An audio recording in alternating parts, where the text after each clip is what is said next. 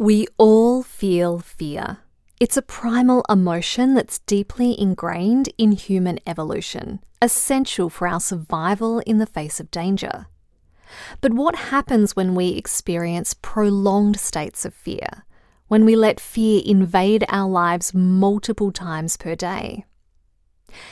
Today on I Love Me, the podcast, we learn how to love away our fear so it doesn't cripple our immune system and get in the way of us living healthy, happy lives. Love, love, love, love, love, love, I love me. Simple, inspiring lessons in self-love. Hi, fearless beauty. It's Tamra here. Last week we talked all about the two different types of fear and how to use fear to serve us. This week I want to explain the physiology of fear. What's happening in our physical body when we experience fear, and especially in those times when we're in prolonged states of fear.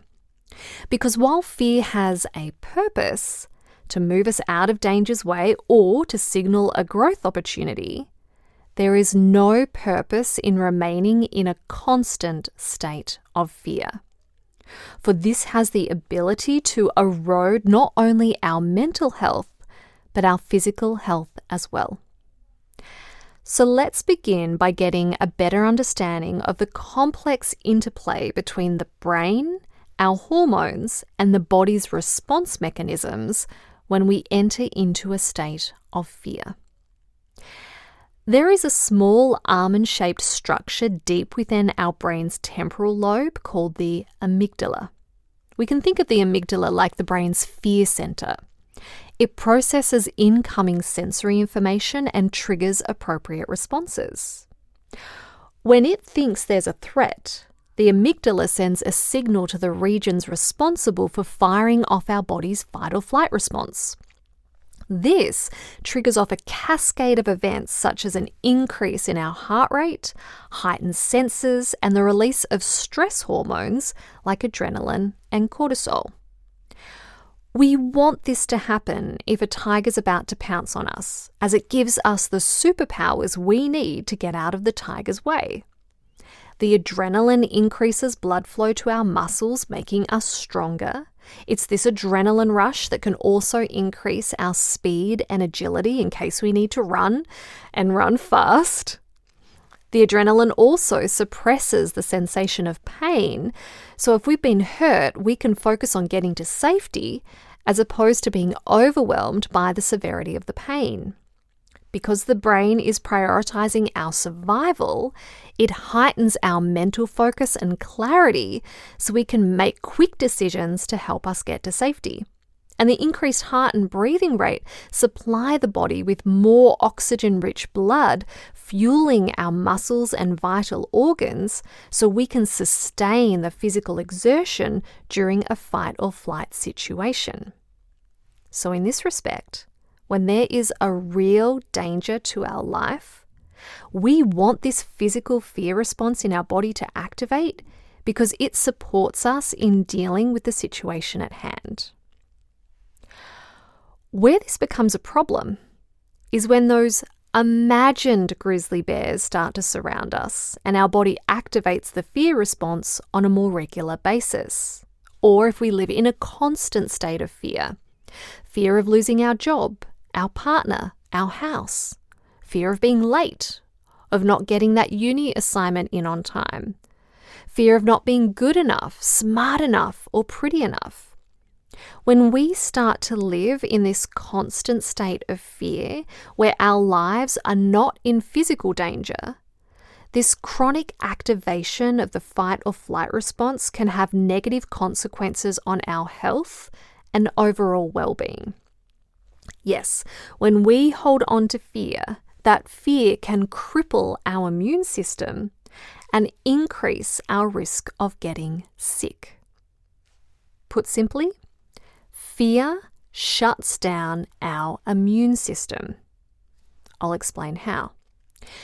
There are two protection systems in the human body: the adrenal system, which we just discussed, This is the one that takes care of external threats and is known for its ability to trigger the fight or flight response.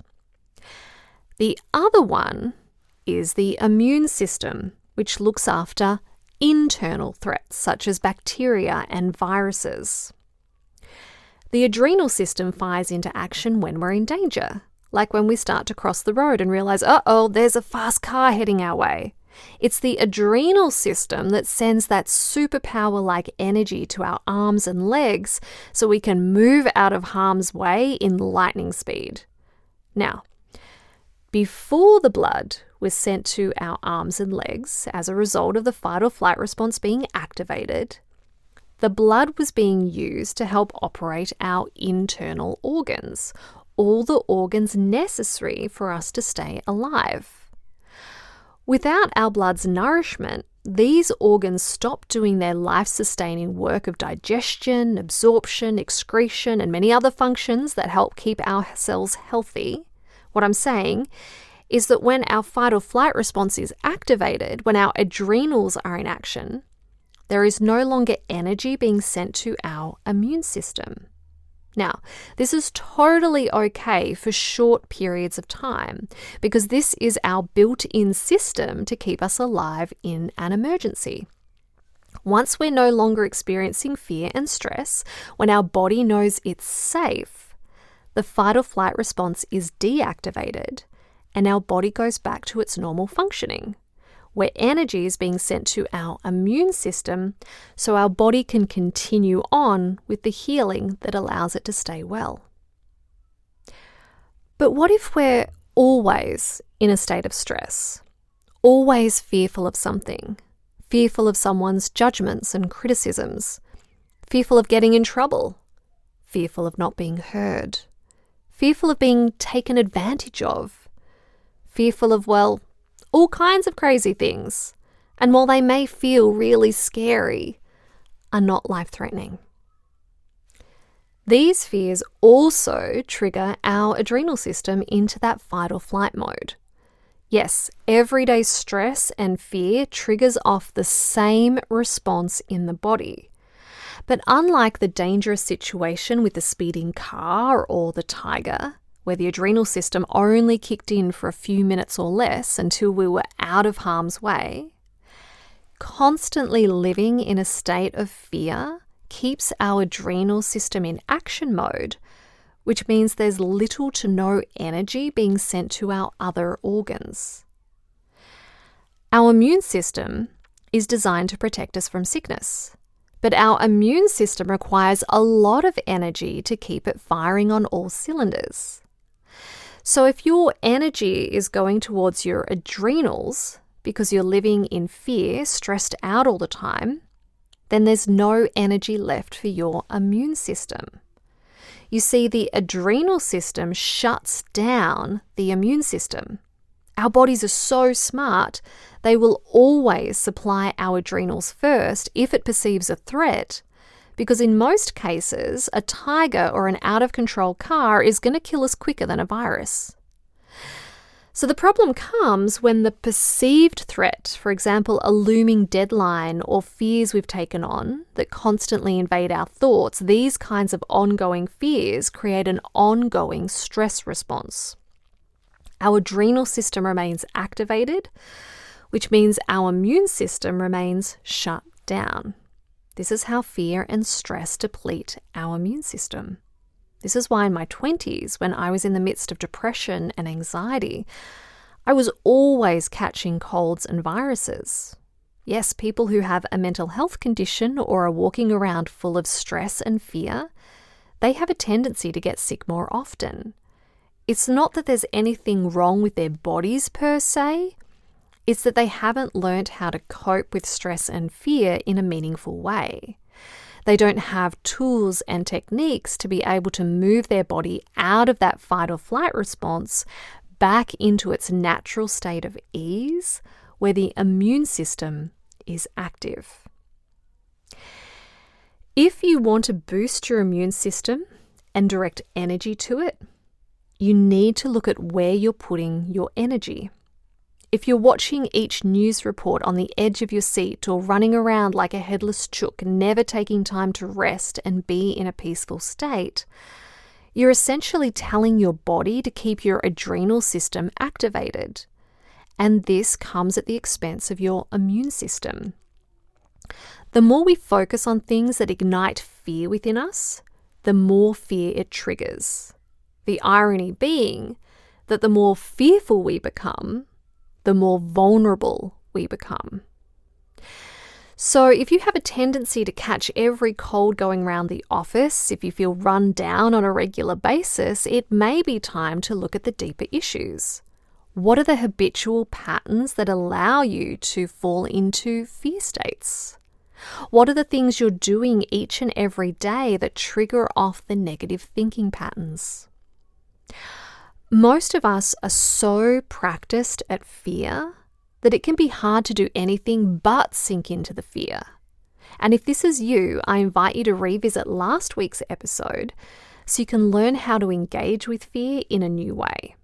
Yes, I teach you how to let fear serve you so you can move through it in a healthy way that propels you forward.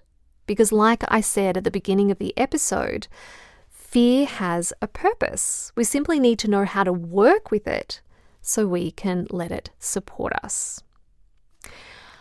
What I will say is this: fear-fueled thinking is hardwired into us at a young age. While fear is a natural response to get us out of danger's way, the majority of us have learnt to be in fear even when our survival is not at risk.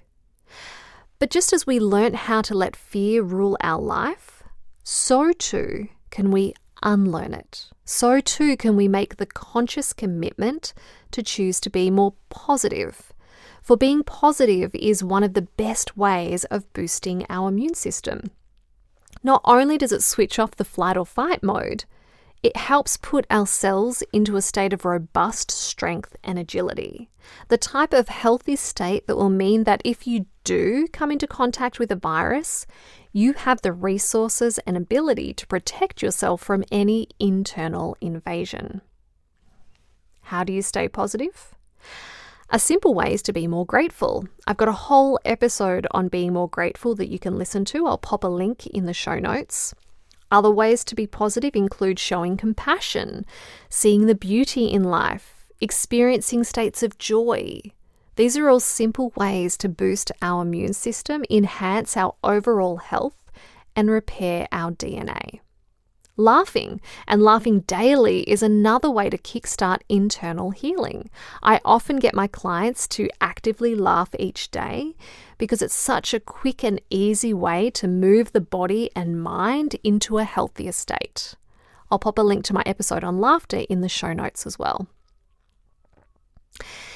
If fear is raining on your happy parade, have a listen to last week's episode where I give you specific tools for short-circuiting the habitual fear response.